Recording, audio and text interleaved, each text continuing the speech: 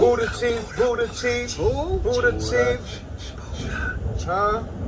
In the building, on Jet Buddha Chief. Tell them who you are, man.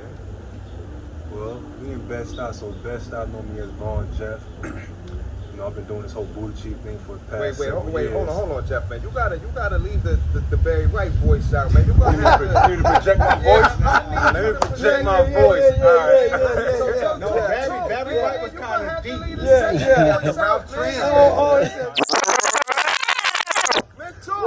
Yo, what's good? Yeah. Yo, first and foremost, you know, BED-STUY, born and raised. They know me as Vaughn Jeff, Vaughn Jefferson. Can't shy away from that, but right now, I go by Buddha Chief. You know, that represents that energy, you know, that love. You can feel the wind, but you can't see it. So that energy, you can't necessarily see, but you can definitely feel it. So that's what I represent. Buddha Chief is a persona. I had the trademark for the past several years. And coming back as an artist, I feel like I need something that can make a statement. And, you know, that's a universal statement for me, Buddha Chief. So that's the rap persona. The artist persona. The artist persona. Artist persona. Okay. So the Vaughn Jeff that we know, the Vaughn Jeff born and raised in Bedford-Stuyvesant. What are some of the things that Vaughn Jeff got going on? We're going to get back to the Buddha Chief, okay, but let's talk about some of the stuff that Vaughn Jeff, because there's a couple of facets to this person right here. There's a couple of facets. So let's talk about some of the stuff that Vaughn Jeff got going on. So Vaughn Jeff, first and foremost, embodies love, unity, camaraderie, happiness, and, you know, just an essence that it's a thread that kind of doesn't exist anymore. So if I ask you a question, me and you ever got to an argument or a fight? Me and you ever got to an argument or a fight? Me and you ever got to an argument or a fight? So basically I asked that question because shit happens, but at the same token, I carry myself and conduct myself in a certain way. You know what I'm saying? I've been in arguments and fights before. However, it's like that's where it stayed at, and then they carry on for years and perpetuate into other things. So what I'm doing now, as far as like with the murals, that's my way to communicate to the community. So you're doing murals? Murals, yeah. Was it like I'm curating murals. So basically, it's my vision, it's my intellectual property, like what I see. I get the permission from the building managers, the landlords, or whatever. And then I got my people, my friends, my brothers that I grew up with that have the talent to, you know, do art and graffiti, make it come to life. You know what I'm saying? So that's what I've been doing, as I said, to communicate to the community in a way. So the reason how I got into that is I said, God forbid I'm not here tomorrow. What can be a remnant that say that I was here and I did something? You know what I'm saying? And like I said, I exemplify that love and unity. So that's my way to depict a message to the community. What are some of the murals you did?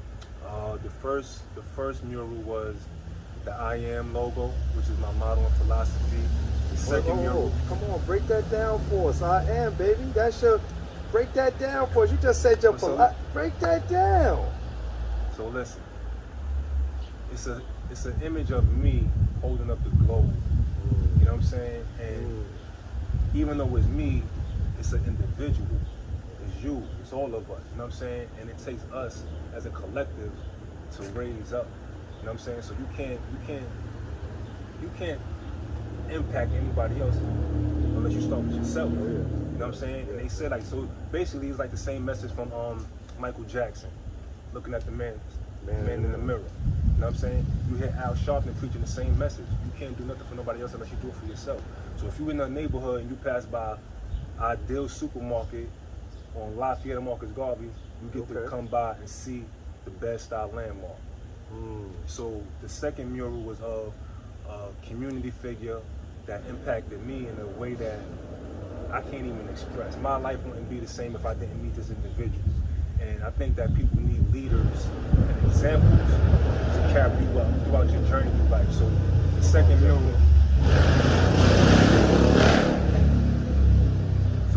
mural, was of the late great Frank Mickens.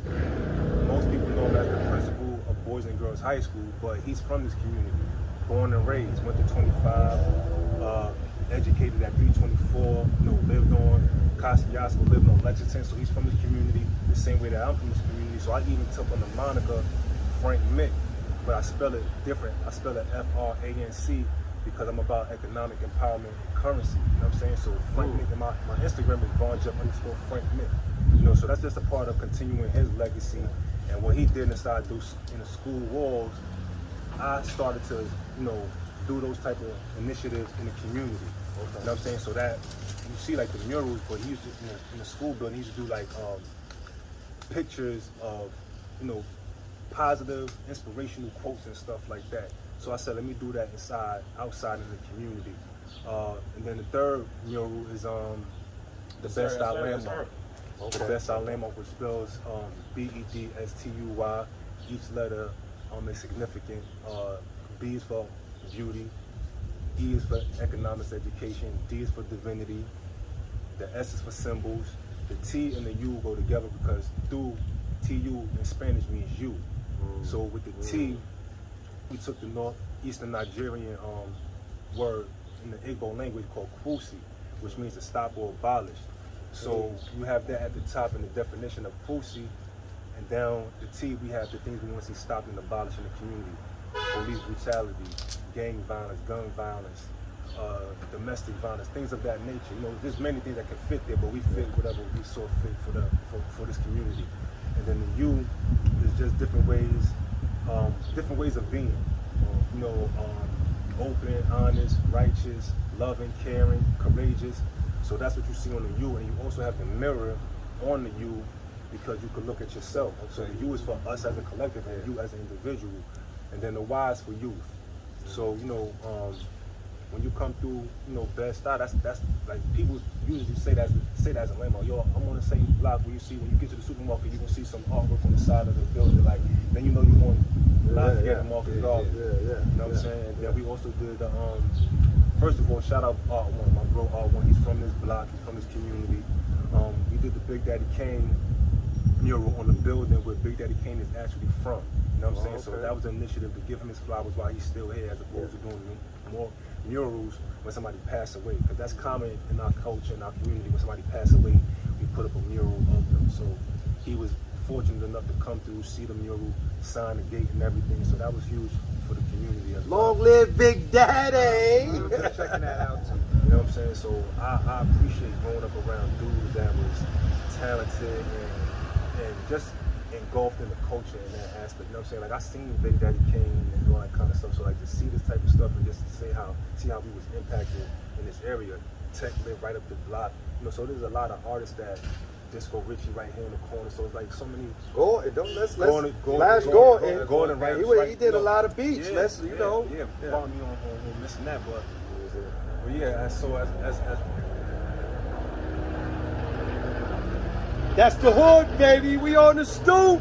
So we see in here everything. But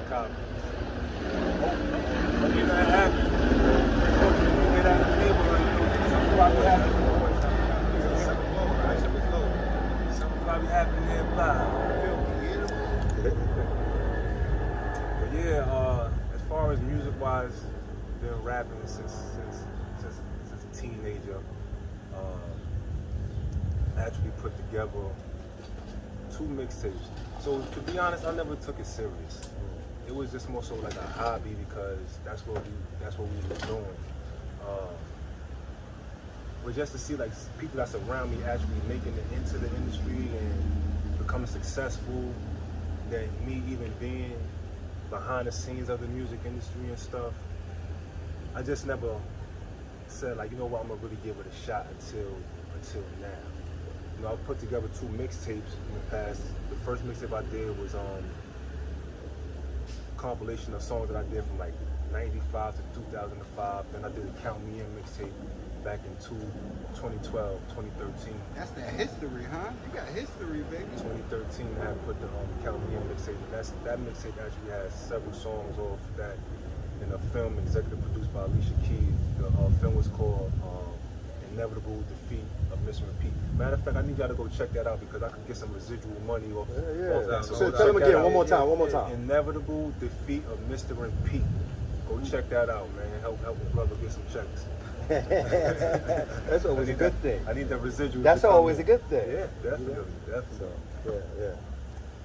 But you got rap.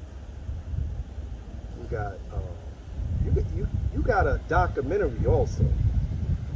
Like you been, come on, let's. They got that in the country. We've been working on that for a while though. Yeah, you've been working on the documentary for a while. Prior to COVID, we started with that.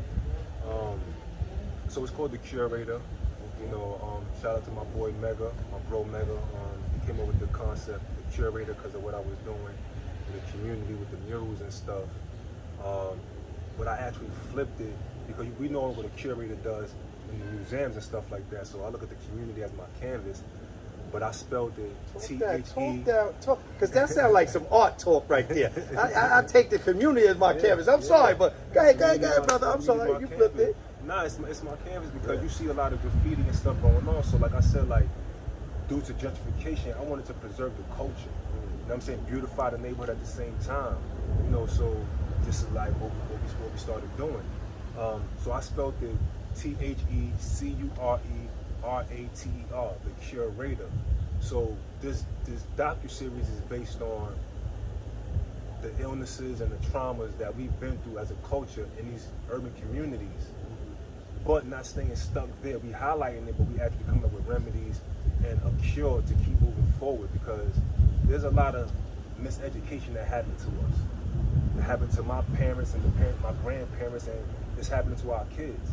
You know what I'm saying? So I utilize myself as a subject on a block within Bedford-Stuyvesant, within the Bedford-Stuyvesant community. So I'm just a subject, you know what I'm saying? So I'm utilizing myself to talk about what I've been through and things that I've experienced and my illnesses and traumas, and working on healing myself so that I can exemplify what the next person can do to get past their traumas. Because the thing is, we all have traumas. Even our children, the next generation, everybody's gonna go through traumas. Yes. But how do you deal with it? We're not taught this kind of shit. You know what I'm saying? That's why I've said this numerous times. I think that we as black people, especially here in America, we are due free mental health because of the traumas that we've been through for the years.